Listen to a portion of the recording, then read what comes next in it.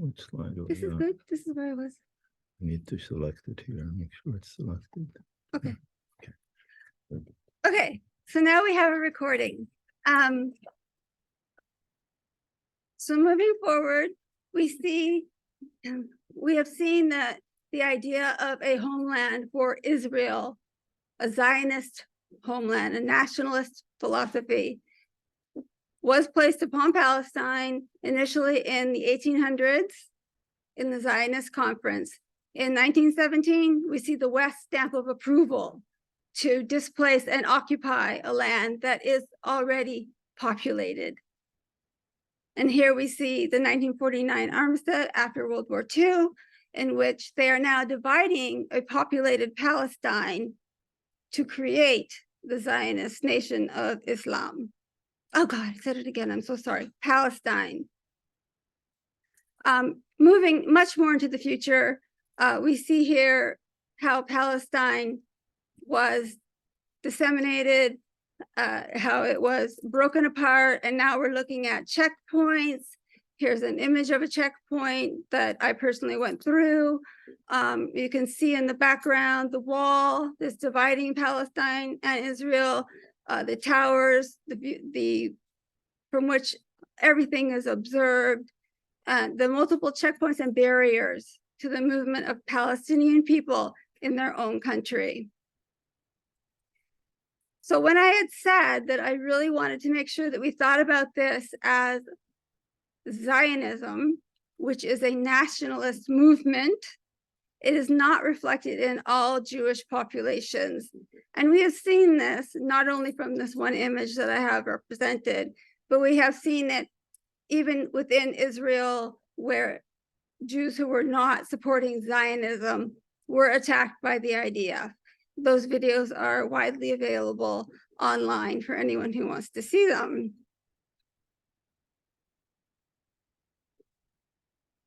What we find here is, again, representation of Jewish people who are not supporting the genocide in Palestine.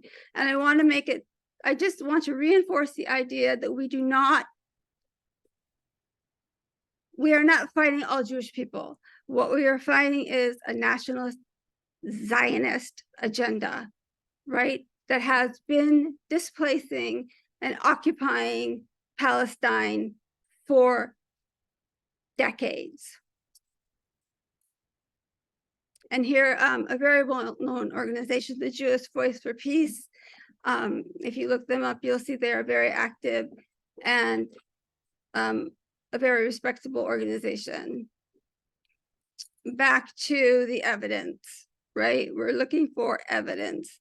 That's what we look for as academics and information professionals. We want to produce evidence. We are not trying to play on your emotions. This is why I'm not showing you many graphic images, because your emotions are already at height. The phone call that we listened to prior to this talk was so emotional and so horrific to listen to, and then to know that the woman passed.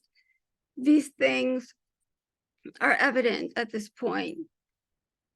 So let's change the topic a little bit and talk about language, because language matters. Linguistics matter. And that is one of the things information professionals are keen to point out.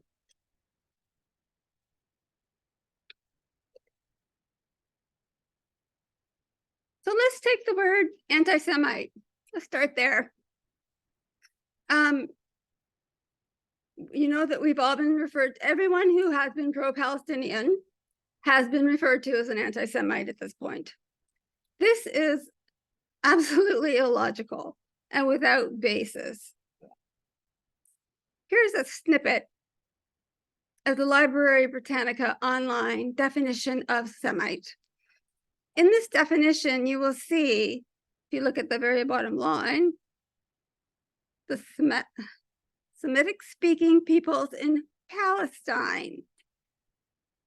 Arabic is a Semitic language. Arabs are Semites. How on earth can you say that Palestinians are anti-Semite? It is not the exclusive realm of Zionist Jewish people. Here's a map showing you Semitic languages. They're not just spoken, it's not just Hebrew. It's Arabic, and it's Egyptian Arabic, and it's Levantine Arabic, and it's Algerian Arabic, as well as Hebrew.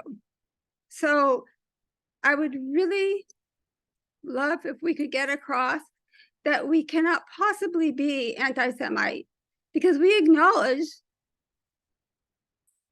Semitic as a identity in cultural and linguistic terms. So I think we've just dispelled the myth of anti-Semite. We are not. We cannot be. War. This is not a war between Gaza and Israel. It is not a war between the Palestinians and Israel. It is a genocide. It is a war against Israel, Palestine. It is a war against Gaza. And what it is, it cannot be an even war. Both sides cannot participate the same. Gaza certainly has no capability. Where is their army? Where is their navy? Where are the millions of dollars being sent from the United States to support this war? No, this is a genocide. You cannot kill 10,000 people more now, because it changes as I'm speaking. It continues to change.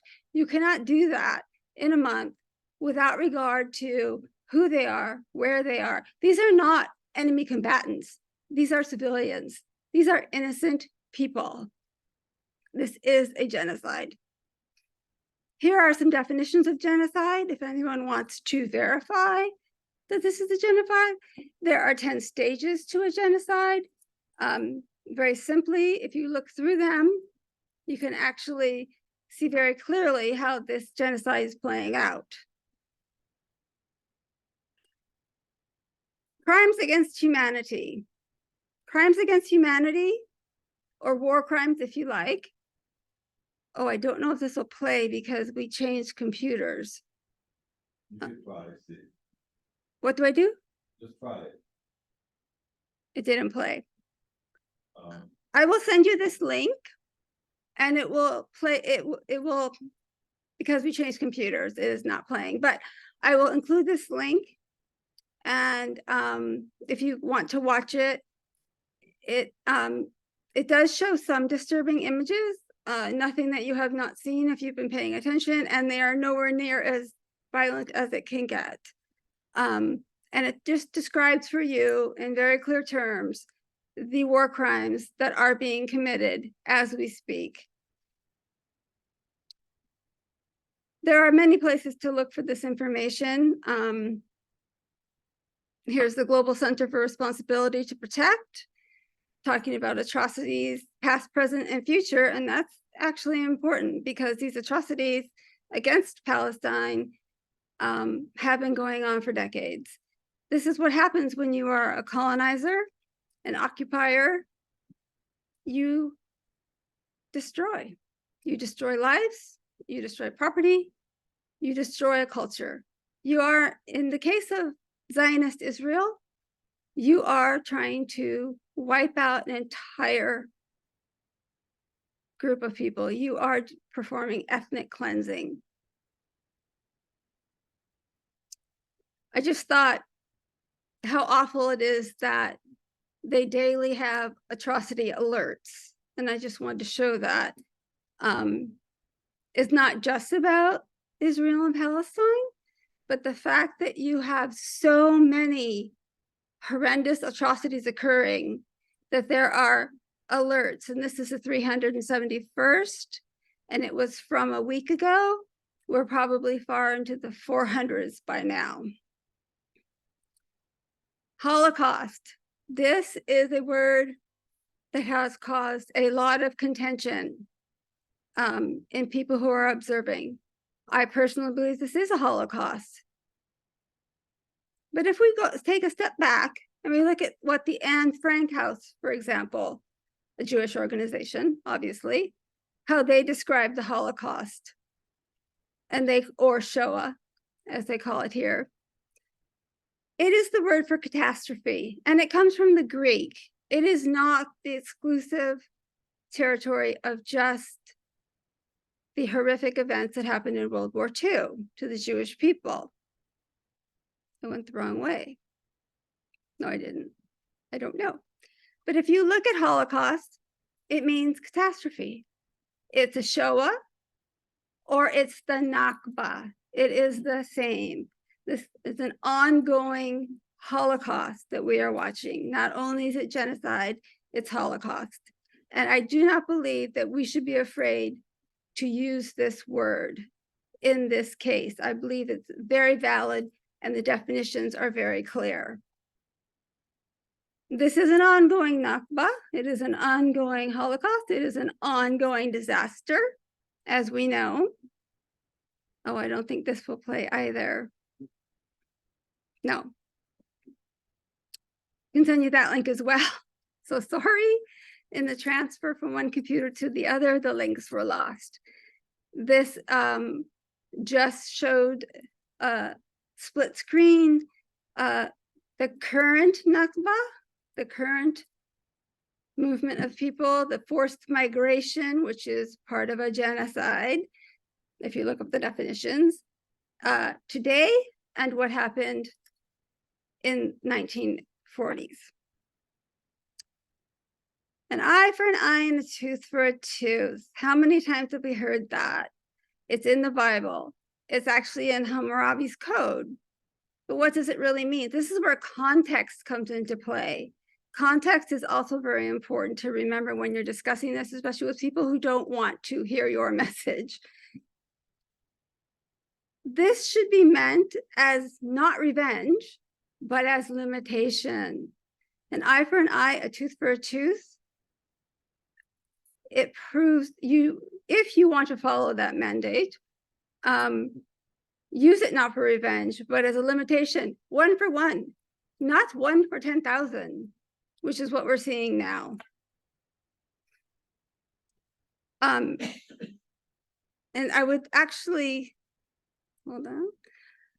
I'm going to ask for a member of LAP to talk about the organization's campaigns and current programs, which are amazing for teaching about the conflict, for providing resources from young children to adults, how to talk about the activities of Palestine in a coherent and clear fashion.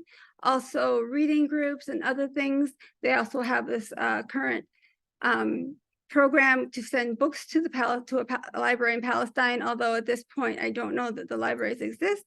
While we are gathering up that person who will be speaking, I'm going to talk a little bit about my trip with LAP.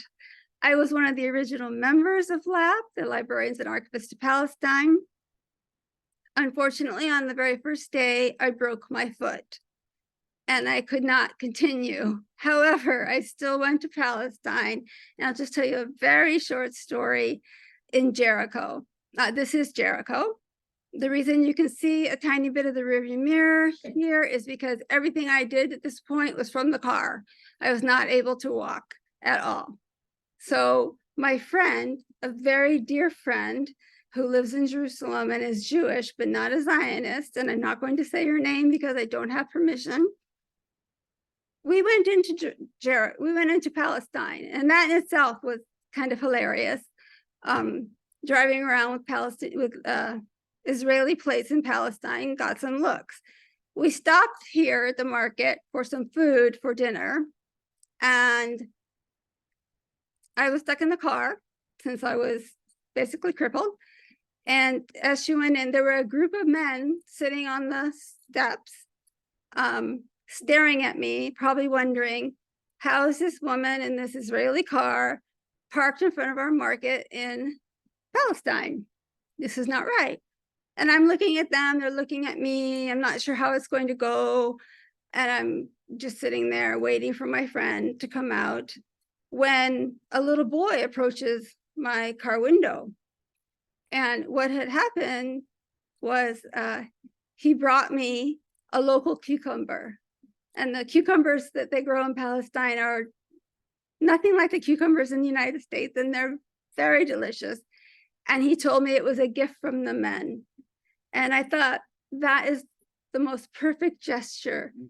To this day, it makes me smile. It shows the humanity and the graciousness and the welcoming Palestine tradition that I experienced. And I will never, ever forget it.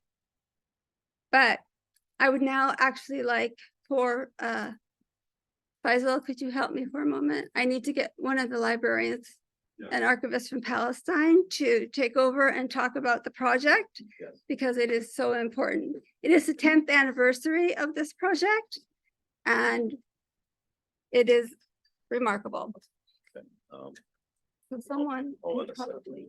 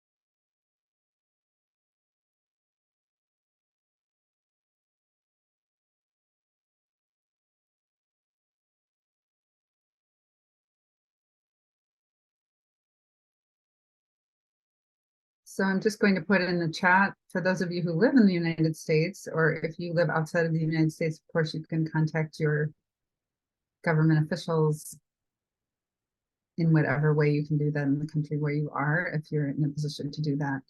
But for those of you who are interested here, just a few contacts of how you can contact your representatives here in the United States if you want to be able to speak out or call for a ceasefire, whatever message you would like to share with your representatives. Krista, Yes. we are upgrading Miss LAP to a panelist. So I would like Miss LAP to please accept the request to be promoted to a panelist. So she's one of the attendees? Yes. Okay, so we get her up here. We're not disclosing her identity, so please. Okay, sounds good. Yeah, she is joining us here. She declined. She's not the right one. Who's the person? Oh, wait a second.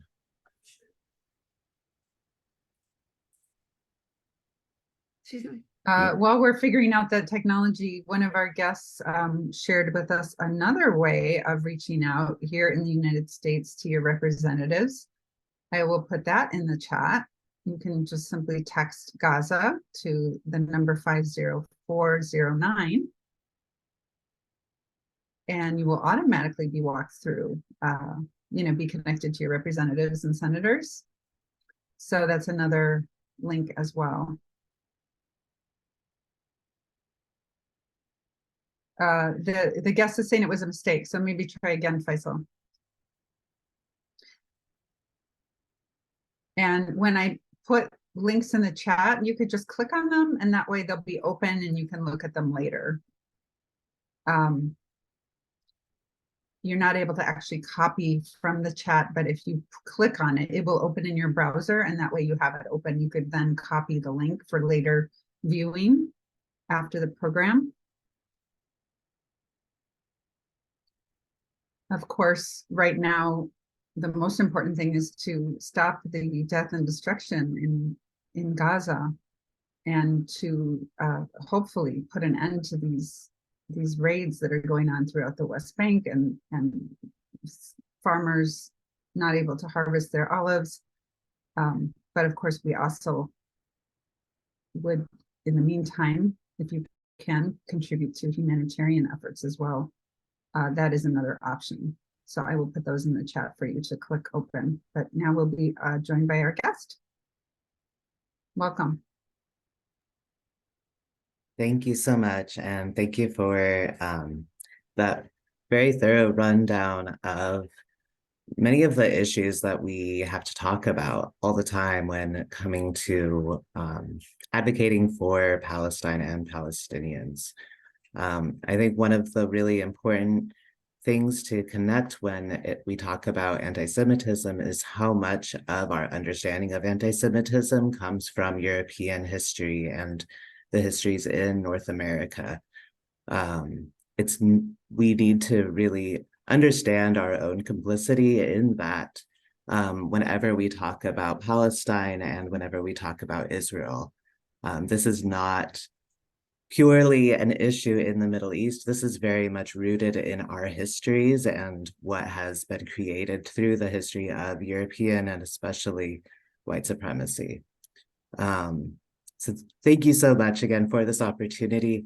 I have been active with Palestine Solidarity since before I became a librarian. I was not a part of the delegations, but I have followed the work and have been a part of the book, One Book, One Community readings in the past.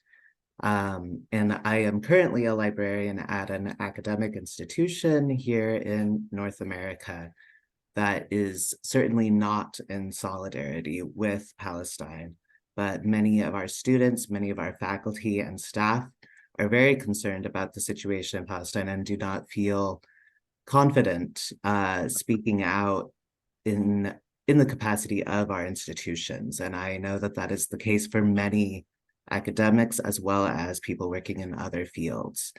I do encourage everyone to look at the materials that have been made available on the Librarians and Archivists with Palestine site. The zine from previous delegations is really it's a very interesting, very helpful way to understand how the rhetoric, how the narratives have been controlled and taken away from Palestinians at a systematic level. The One Book, One Community reading is such a helpful way to connect with other people in your community who might not understand the history of Palestine and want to understand but need that community capacity. I don't believe that a reading series is being planned right now. People are kind of understandably overwhelmed, but all the resources from previous years are there and available. I do recommend if anybody has capacity to do anything like that, to try to do that. Even if you have just a group of 5 or 6 people who want to connect. I've been on a number of reading groups over the years that have been kind of mediated over Zoom or other online things because of COVID. And it's a really wonderful way to find community and to not be isolated. I'd be interested in any questions that people have. One of the things that I have been working on, because I haven't been able to do a lot at my workplace, but I have a lot of capacity as an information professional to work with different kind of resources. One thing that I've been really into lately is adding information on Wikipedia. Wikipedia is, of course, one of the most cited reference sources that we have, especially the English Wikipedia is very extensive, but a lot of topics about Palestine and history about Palestine are missing there. One of the issues that people often run into when it comes to adding things to Wikipedia is that it's very restrictive about the types of sources and documentation people can add. They want people to work from secondary sources. And fortunately, when it comes to Palestine and Palestinian history, we have no end of documentation, of secondary sources, of reliable work to add into Wikipedia. This museum's website itself shows that there are many materials there that can demonstrate how much history there is of Palestinians and the lands that they lived on, have lived on, continue to live on. But many of the lands that they were forced from. And one of the things that I've done, and I encourage other people to do because there's so much, is to go into articles about current places, places that people are living on Palestine who are not Palestinian. I've done this also with places in the history of places where I live in North America. Add in the history of Palestinians to those places. Make it clear this is not a land that had no people. There are people who still hold their histories on this land. This is one of the few things that are, one of the many ways, sorry, that we can illustrate the rich, powerful history of Palestinians. Please add more information to any site that you have available, any conversation you're in. Thank you.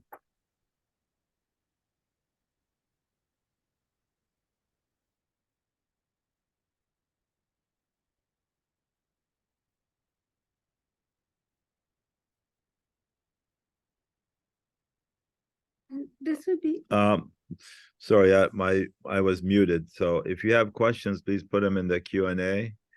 The Q&A tab is in the bottom of the Zoom screen, and we will try to address those questions. Try not to put them in the chat because the chat has a lot of comments, and then it's harder to find the questions from the comments. So please use the Q&A. Thank you.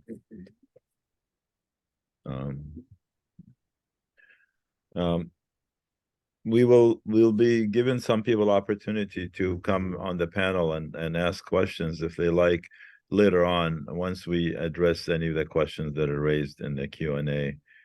Krista? Yes.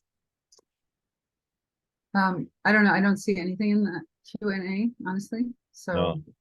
Yeah. not for any of us, so far, maybe, or no. And I've been following the chat, so there haven't been any specific questions. Maybe now that have you've a question offered. here. How do librarians deal with mis and disinformation? Lap, would you like to answer that question? Yeah. I can try. There's a lot that, when it comes to misinformation, I always forget the distinction. I know one of those words means like intentionally incorrect information. One of them means maybe mistakes, probably misinformation. When it comes to unintentional mistakes, that fortunately is very easy to work with in terms of being able to show people, like, see this information, actually, we can find more reliable sources. When it comes to disinformation that is more intentional, that can often be more difficult because those are usually from narratives that have been carefully created in order to disrupt Palestinian stories. In those cases, they will often have their counter sources available. There are particular websites, there are, unfortunately, sites that are considered respectable journalism that will take Israeli narratives at full face. They will not question them. We have seen that with the New York Times extensively. In those cases, it's much more difficult because the sources that we would typically show as antidotes to disinformation are not useful for us. In those cases, I am very careful personally with how much I engage, because in most cases, people who are using those sources and using those narratives have already decided that the sources that I'm using are not reliable. So this is an issue that I'm personally finding difficult more than usual. And so I want to just show my own vulnerability in that, because it is very difficult, and I stand by you all with that fight. my recommendation is to really keep looking at the Palestinian stories. I mean, there are so many journalists on the ground in Gaza right now.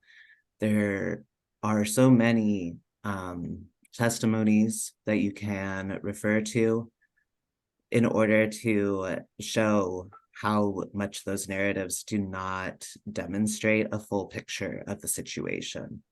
And one of the things that unfortunately is necessary in some of these is waiting a few more hours beyond the headlines, the extremely evocative headlines, in order to get more information, because often these headlines are working off of reports from the military, the Israeli military, or the Ministry of Information, where there are not full stories prepared yet. And so maybe showing like this is not a full story yet, encouraging people to wait to hear more information. That is sometimes the most useful. And I see that there are a number of people in the chat also posting sources that they follow. That's really helpful. I know that Jewish Voice for Peace, as well as other organizations, will also provide a number of journalists or other information sources to follow. But I do encourage people to not give up. The influx of misinformation and disinformation is an intentional maneuver to make it difficult for people to hold their attention and to feel like they can understand the situation. That's something that I run into all the time, is so many people who feel like just too overwhelmed to be able to even try to understand what's happening in Palestine. Yeah, so we have more questions, and Sharon is Yeah, gonna. there's a question from Ellen Siegel. It says, is there any organization collecting the incredible art and poetry coming out of Palestine should be kept, archived, and put together? Really important and poignant works. I put a link in the chat to an organization called We Are Not Numbers. I serve as a writing mentor to young people from Gaza and also the West Bank and Jerusalem and we're focusing clearly, yes, right now on Gaza, but getting people's stories out, whether it's poetry or essays, even short descriptions of what they're going through in this current crisis. So that is one of many resources. There are art organizations posting artwork from artists, and also, unfortunately, some of those artists are being killed in the current bombing. The Palestine Museum has mentioned a couple of those artists that were very connected to the museum. And so I'm not saying there's any central or systematic effort happening on that front, but certainly there are efforts to share people's voices and get the word out. Yes. Sharon has something about this she wanted. Well, first, Sure. I actually wanted to follow up with Lap's answer to the first question about this war on mis and disinformation, because this is the biggest war against mis and disinformation I think we have ever encountered. And it's become so out of control that you can even see, for instance, think about Joe Biden's early comments on seeing decapitated babies, which was an out and out lie. I'm sorry, but it was. And later he retracted. But how many people heard the retraction? Very few paid attention to that minor bit that came after the great lie, and they clung to this false narrative, right? So this is truly an organized disinformation attack. In addition to killing thousands and thousands of people, displacing thousands and thousands of people, to bombing hospitals. And again, that was initially blamed on a Hamas backfire, the first hospital that was bombed. Untrue. But again, people cling to these headlines. They, like Lap said, They cling to these headlines, they don't go beyond them, and they don't wait for the retractions later. That's minor news, probably on the last page. They really do have, we are fighting against a very big and powerful machine at this point when it comes to disinformation. This is why understanding the trajectory of the Zionist movement into creating Israel, into displacing Palestinians, to consuming their land, taking their homes, now relegating them to small strips of land that are actually camps, concentration camps, if you like, is something that we cannot stop talking about.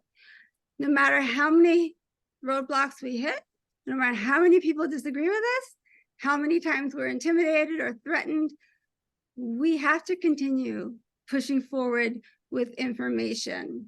Yes, Ellen, Vietnam was also a lie. And in the end, that became true. I just wanted to add that bit. For the next question that you were talking about, Krista, thank you for the link that you put in the chat. And then at the end of my discussion, at the end of the talk today, I have some more action ideas and points to pull out and to show that maybe we can talk about archives and making sure that we work together collaboratively to make sure the information is saved and then made accessible. But we'll talk about that at the end of I'll go back to that at the end of this discussion. And I want to say that I do know that there are librarians and archivists actively working on archiving both social media content as well as non-social media content related to the current attacks on Gaza. I think that for individuals who are on social media, sharing that art, sharing it widely is extremely helpful, both for people seeing it now, as well as increasing the view that it has for greater potential of being archived in these projects. Because, of course, as much as people are doing this as comprehensively as possible, there's so much material out there right now. So please continue sharing people's work, especially the current work coming out of Gaza right now. And always consider your source. I was going to say it's a great way to give people on the ground a voice. There is a question from Joseph Cadora. He says, what role can information professionals play in the wide scope of current actions taken against students and professors who support Palestinian liberation and are being kicked out of school, fired from teaching jobs, and where talks are being summarily canceled? Wonder if both of you would like to weigh in on that. We have to fight. We have to continue to fight. We have to continue to push.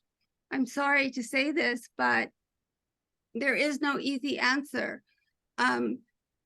Friday was a day of action for Palestine, and we saw tremendous results of people protesting in every capacity all across America and Europe. And honestly, until we see Israel defunded, then we will not see this type of truth become apparent. Israel is funded by the West and by the US, right? So how can our government allow us to speak out so vocally against what they are actually funding with tremendous amount of money? Well, and of course, the information war is hugely relevant to that whole point, because the funding is framed as supporting Israel's right to defend itself, supporting democracy in a larger front connected to Ukraine, even though the narratives are completely turned on their heads in those two cases. So, and we should separate the Ukraine-Russia event from the Palestine-Gaza or Israel event, in my opinion, because we are dealing with much different circumstances. And this is probably because it's personal to me. Gaza Palestinians are being killed at a much higher rate. they're being displaced at a much higher rate. And I don't want to say tit for tat, oh, Ukraine, oh, Gaza. I'm just saying that it's so immediate, it's so urgent. I don't think we have time to waste. Okay, we can take some requests from the audience. Anybody would like to come on and ask or speak, please raise your hands. We have a raised hand from Nancy Watchler. Nancy, if you raise your hand by mistake, please click on the raised hand again in the bottom of the screen to make it go away. If we continue to see it for a while, that means you're interested in talking. So we'll give it a minute and see. In the meantime, I do want to add just a quick note of related to that recent question. Organize with anyone who is near you. What we are seeing is that, you know, my workforce is not unionized. I do know that people who do have unions, they do have somewhat more security in speaking out. There's a lot more ability for people to even just know who else in their workplace has a similar mindset, similar goals. The fight against academic freedom is definitely an aspect to all of this. We need people to have the stability to speak out, and you're not going to find full stability, at least for most of us. Most of us are not going to be working for institutions that are going to support them, but to find at least some camaraderie, some solidarity within your workplace is so crucial, as well as connecting with the other organizing happening around you. I want to point out that the fact that you are a member of the union doesn't really or They aren't unionized. I know, but the union does not really buy you much protection. A case in point is in Connecticut here.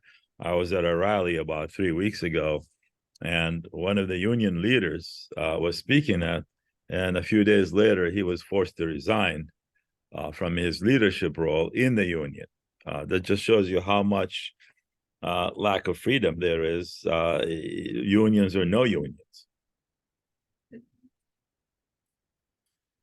So we're not seeing anybody besides Nancy. Jeff, I will put slide 13 up again shortly. You want slide 13? Yeah, you go up. Yeah. The map of Palestine. This one. I wanted to mention that the One. organization, it's This is 14. a joint Palestinian Israeli Jewish organization in Israel called Standing Together that actually created a network of people who could be resources to people who were either fired from their jobs or suspended from the university as students. And they're really growing to expand that network just because of the climate is so dangerous for people on the ground there, to being turned in by their colleagues or people they thought were their friends or neighbors. So there are efforts like that over there to help support people and to just shine some light on those actions so that they don't go unnoticed. So I'm just looking for my link to that, and I will post that in the chat in case you want to learn more about that organization. Yep. Thank you, Krista. Just want to ask the audience if you know or aware of anybody who has been retaliated against or suffered any retribution as a result of their participating in any Palestinian activity, please mention it in the chat, or better yet, raise your hand and talk to us about it in the panel as a panelist. Jeff, is this the map that you wanted to see? Can you just type in a yes or a no?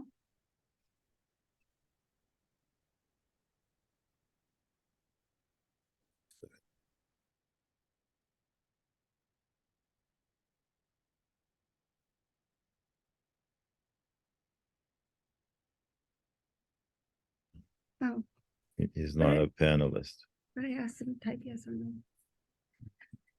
Yeah, Jeff, type yes or no if this is the map you wanted to see. Jeff? We're looking for a yes or a no from you. Ah, There it is. So that was a yes, thank you. and- Okay. And I can tell you where I got it if you want a link to it, Jeff. I will put it in something. I'll put it somewhere. I don't have it Put it in with the me. chat. I don't have it with me. Oh, you don't have it with you. Okay. Yeah. There are a lot of maps at the Salman Abu Sittah organization. I think it's called Krista, what is the link for Salman Abu Sittah's site? The Palestine Land Society, I can Yeah, bring that up. PLlands.com. I'll put that, PLANDS.com I'll put that in the chat. or .org, I'm not sure. Do we have any? It's .org, yeah. Yeah, that's a great resource for maps and information about the history of Palestine. Okay. And also, so here's that. Let's see, I don't think so, but okay. So we're asking Nancy, since her hand remained up, if she wants to. No, she says accident. She typed Accident. But okay, let me undo. I'll lower her hand. Okay, there we go. So we don't have any hands. Okay, so if we don't have any hands and we don't have any other Are there any questions. from the audience? Or comments? Audience? Yes. Yeah. One thing that, Hold on, Krista. We have oh, somebody sure.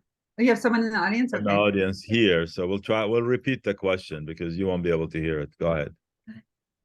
in your experience in Palestine, did you work with setting up libraries and organizing information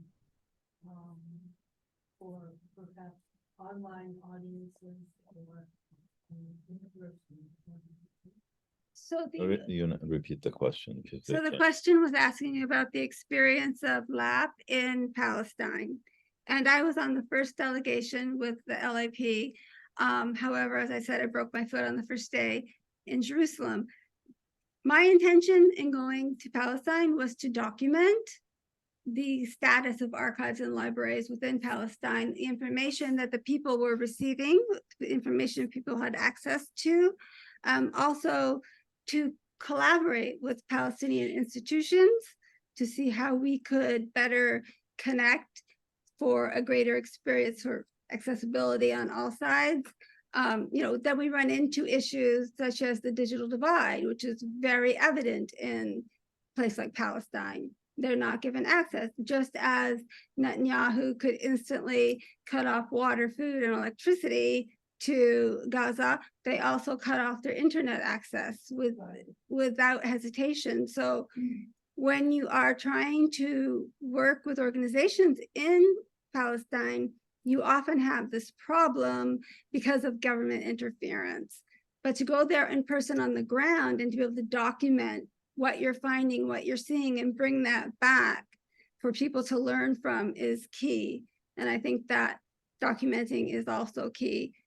Lap, did you have a further comment on LAP's purpose and delegation? I'm just going to add in to the chat the link for the zines that were created following the delegation visits. It was a solidarity move as well as a way to highlight, to learn about the activities that librarians and archivists in Palestine are conducting, the services that they're giving to their communities, as well as the barriers that they are finding, both because libraries and archives always have the different barriers that they're working on, but also the added barriers related to the occupation. So I'm adding that in. Also, please highlight it for the community that is in person. I have one of the print copies of the zines, and it's a really excellent way to understand some of the situation. Thank you. I asked a question because during the past week, it sort of came to my attention that, the university in Gaza is flattening.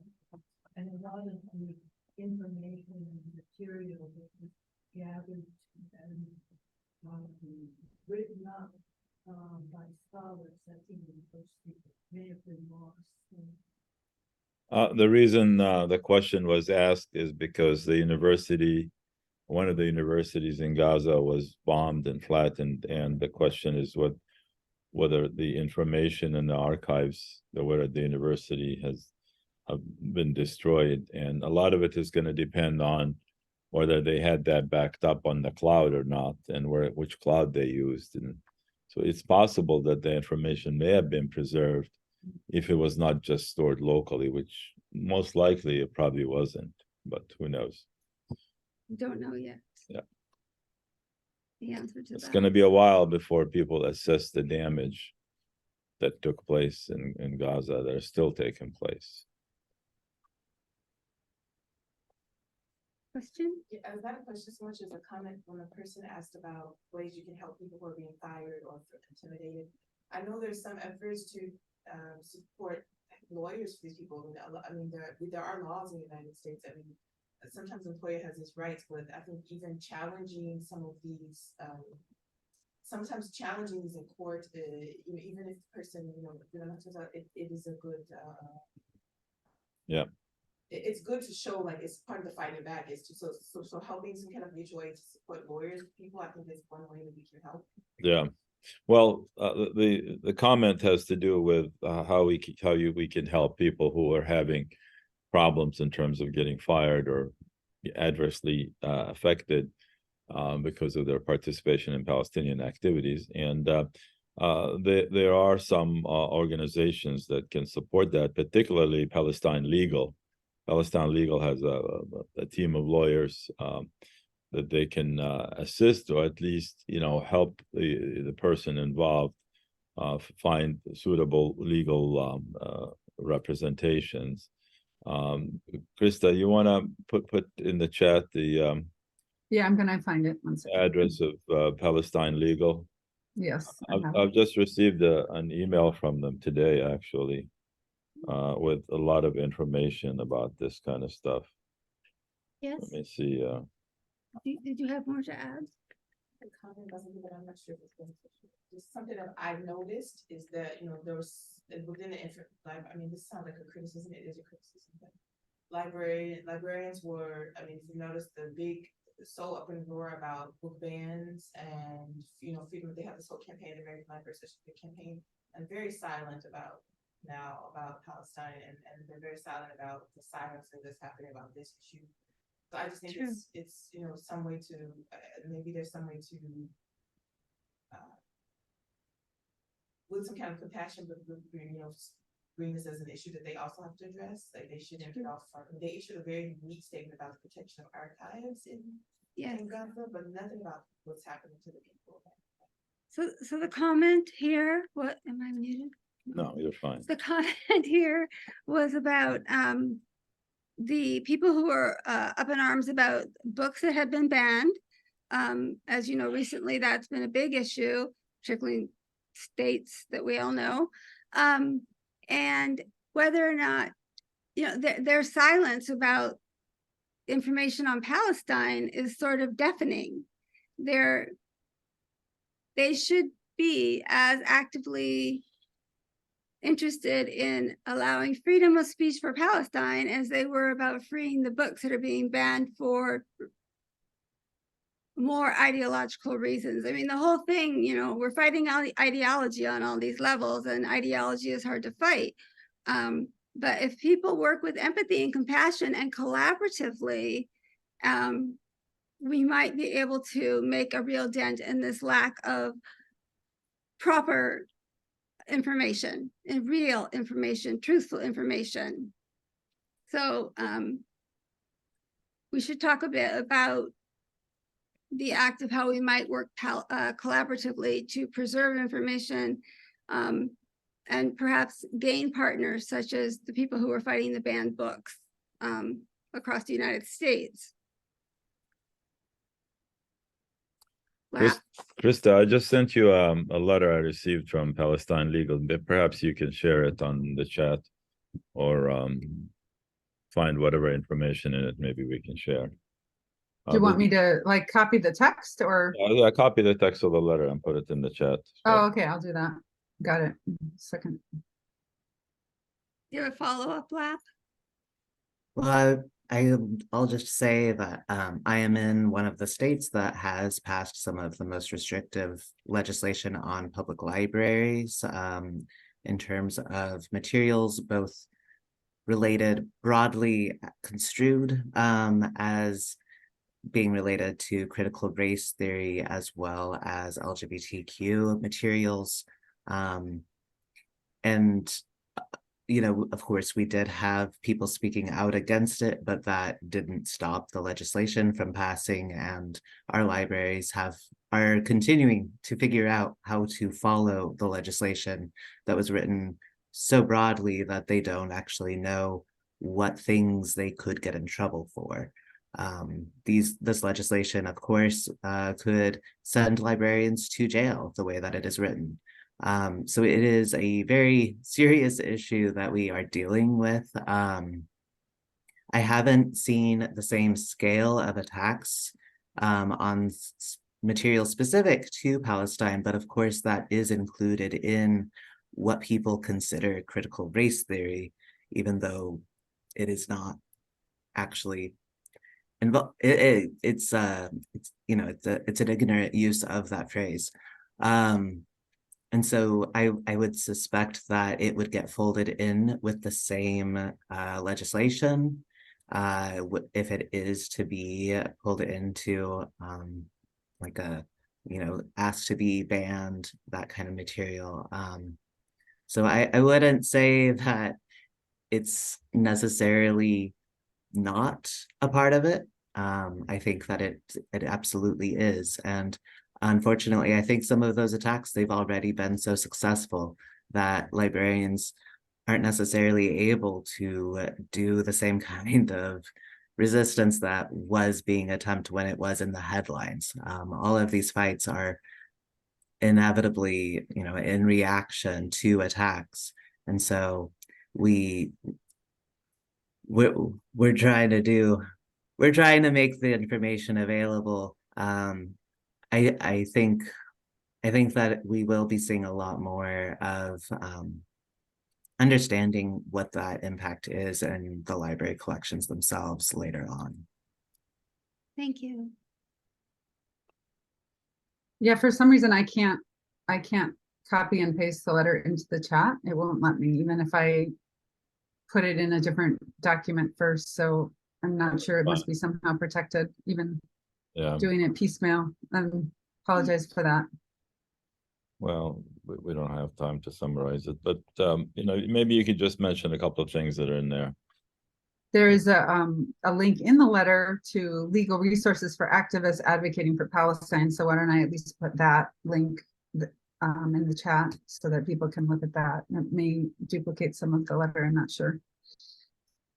It's important to point out that most of these retaliatory activities that taken place are illegal. Then they can be challenged in court, and they can be found to be illegal because the freedom of speech is protected under the U.S. Constitution, and even the laws that are being passed by states and even in Congress, these laws could be found unconstitutional once they come under scrutiny and under legal challenge. But you see how these efforts can get people so busy and bogged down by legal battles, or, you know, the universities, for example, will err on the side of, you know, suspending student organizations or firing people rather than be in a position where they are accused of being either anti-Semitic or supporting or abetting a terrorist organization or anything like that. And so this criminalization of solidarity with Palestine is really what is so dangerous. So Krista, let me important to challenge. Let me read this for the audience. This is from Palestine Legal. It's basically This week, Palestine Legal, the Arab American Anti-Discriminatory Committee, and the Center for Constitutional Rights submitted a letter urging the Department of Education's Office for Civil Rights to take immediate steps to safeguard vulnerable students experiencing anti-Palestinian, anti-Arab, and anti-Muslim discrimination and harassments as a result of their advocacy for Palestinian rights. Read the full letter below. And this is, if you want to find out more about this subject, please go to the Palestine Legal website, and I'm sure you find all these things in there. Part of the problem is the enormity of issues in this country at the moment, and probably worldwide, but also the immediacy of the need for Palestine. There is not only for information about Palestine, but for people to be active in supporting Palestine and stopping the massacre that we are witnessing every day. It seems daunting, it seems overwhelming. We need to speak up now. We cannot say years from now, oh, how did we let that happen? We can't do that again. We know what's happening. We see it. We have to fight for it. We have to fight for the decolonization of Palestine. Absolutely. My conviction, 100%. We need to decolonize Palestine. Sorry. Well, and that just opens that challenge to this, you know, Israelis themselves, Jewish Israelis, to almost decolonize their own conception of what the state of Israel is. You know, can it really exist as a state and leave the entire Palestinian people in its shadow?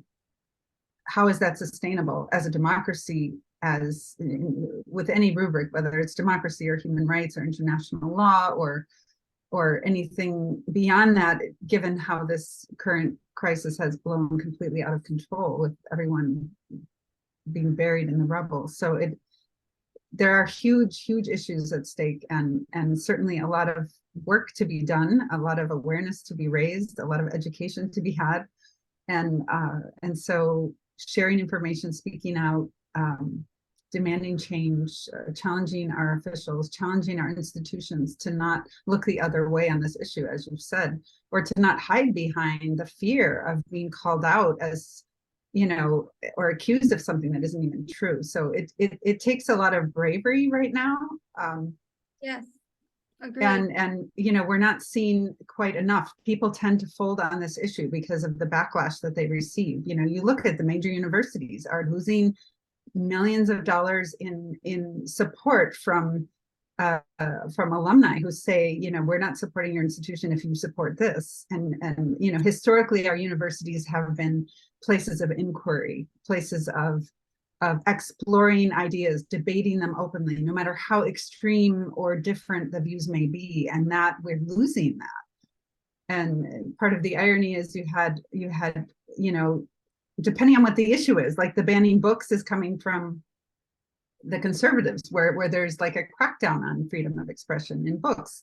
Krista, I think universities need to decide whether they're going to be providing education and independent information to people, or they're going to be marketing organizations for the big donors. I mean, that's really a big question the university has. And we all need to stand up for the freedom of information and for the facts. And heck with the alumni donations, heck with the big money donations. Universities need to stand up on their own, and they need to get away from being subservient to the big donors.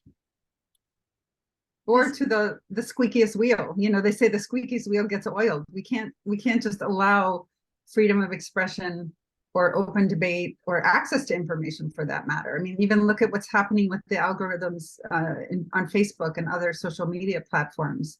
I've tested it myself. I know for a fact that, you know, depending on what you're saying on social media, certain things are just, they don't show up. and those are intentional. So we do need to challenge these practices and protect the integrity of knowledge.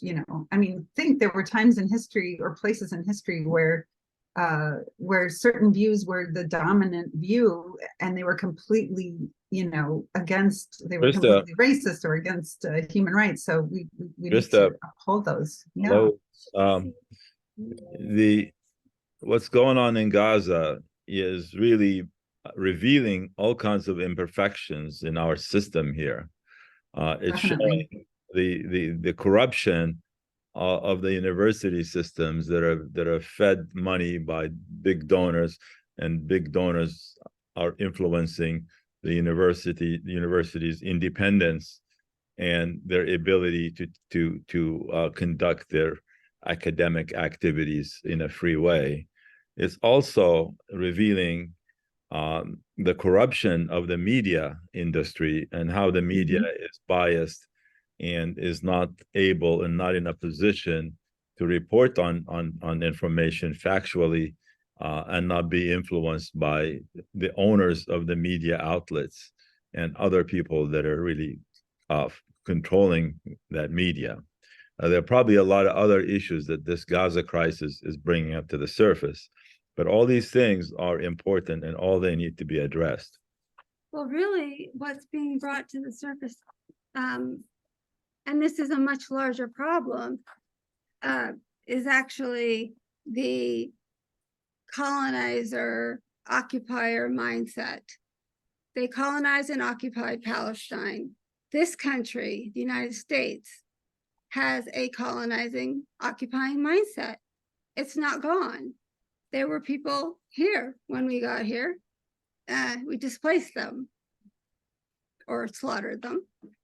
There's a creek in my town called Smallpox Creek in northeastern US. And I think, well, at least it's true to history, isn't it? As they wiped out all of the Native Americans in that region. So this colonizing, occupying mindset is something that the West has clung to for too long. And I don't know how this is broken. Universities, education should have been the tool to stop that, but they're promoting it still. And they're accepting money from donors with restrictions that only want to support a single aspect of a problem. So I think what needs to happen is that any donation that's being made to university that is restricted need to be not tax deductible. I think that's one solution for that would at least keep some of the bad money out of getting into the university system. Because people who are restricting what can be done with the money are actually not donating money for free education, for free academic purposes, and they're basically donating money for their own purposes, which the public should not be supporting that, and it should not be tax deductible as a result of that. But let's see, if our lawmakers would even dream of saying that, because the same people that feed the university are buying the votes from they're buying the people in Congress with their donations just as well as they're buying the universities. yes, it's true. Yeah, the entire integrity of inquiry is actually at stake. And that's what educational institutions should be about, free inquiry. I think we probably need to wrap up here before we get in bigger trouble. But yeah, you can have a final. Again, I'm just kidding. I do have. Invite us to the retirement party, will you? I need my PowerPoint back. I'm sorry. The PowerPoint or the last couple slides. You want to show it? Okay. Let's talk Yeah, about- you wanted to share with us some action items, I think. Is that correct? All right. Here we go. I Go to hope. the there's the PowerPoint, and Yeah. you want So it went down to right here. yeah. So Okay, let me get rid of this stuff out of the way a little bit here so Okay. people can see it. All right, let's do this. That's the crisis is very big. And again, we've lost some formatting. I'm sorry, but it's okay, right? You can still read it. So there are actionable items and ideas that I think we should all consider and talk about openly, and hopefully not get fired, or hope maybe get a job. Educate. I mean, that's what this has been about, right? We educate, we need to fight stereotypes, prejudice. Prejudice is acting upon your stereotypes, right? So let's fight stereotypes. Let's fight prejudice. Let's educate the population. That's what academics and information professionals are trying to do, even with their hands tied. Use your voice. I mean, all of these are said a million times, everybody knows, but continue to fight, continue to spread and use, or continue fighting the spread of and use of misinformation and disinformation. Start from a factual perspective. Talk about how Palestine was created. Most people in the United States and the West in general are not going to understand that. If you can, if they give you an opportunity to talk, talk. Don't ever stop talking about Palestine. Contact your representatives, your presidents, your prime ministers, wherever you are. And I know we have a variety of countries on this call today. Please contact your representatives. I contacted mine. I got back a form letter. It said nothing. Do it every day. Call them. Do it every day until this Holocaust is stopped. Harass them. You're not really harassing them. I don't think they really read them. Keep going. Keep calling. They change their number, call a different one. This one, I think, is something we've been dealing with a little bit throughout this conversation, and that is to create networks, find partnerships, and work collaboratively to build an archival repository. The preservation of archival documents, house deeds, property rights, WAFs, images, plans, anything, everything that you have, we need that to be documented and preserved so that we can ensure a Palestine identity and history are not erased. And they are being erased. That history, those peoples are being erased as we're speaking.